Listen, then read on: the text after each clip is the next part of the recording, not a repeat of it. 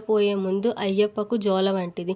శ్లోకం అయిన తరువాత నమస్కారం చేయవద్దని, స్వామి శరణు అని చెప్పుకోవద్దని చెబుతారు. ఈ స్తోత్రంలో 8 శ్లోకాలున్నాయి. మొదటి శ్లోకం: హరివరాసనం విశ్వమోహనం హరిదధీశ్వరం ఆరాధ్య పాదుకం అరివిమర్దనం నిత్యనర్తనం హరిహరాత్మజం దేవమాత్రత్సే. శరణమయ్యప్ప స్వామి శరణమయ్యప్ప, శరణమయ్యప్ప స్వామి శరణమయ్యప్ప.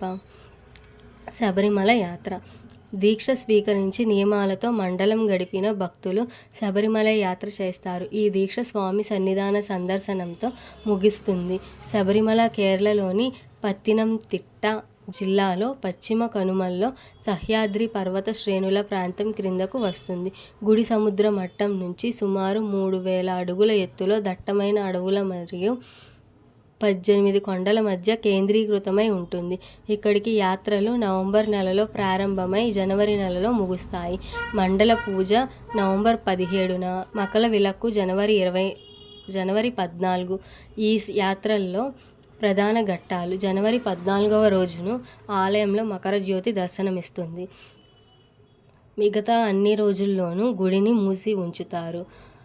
కానీ ప్రతి మలయాళ నెలలో 5 రోజుల పాటు తెరిచి ఉంటారు.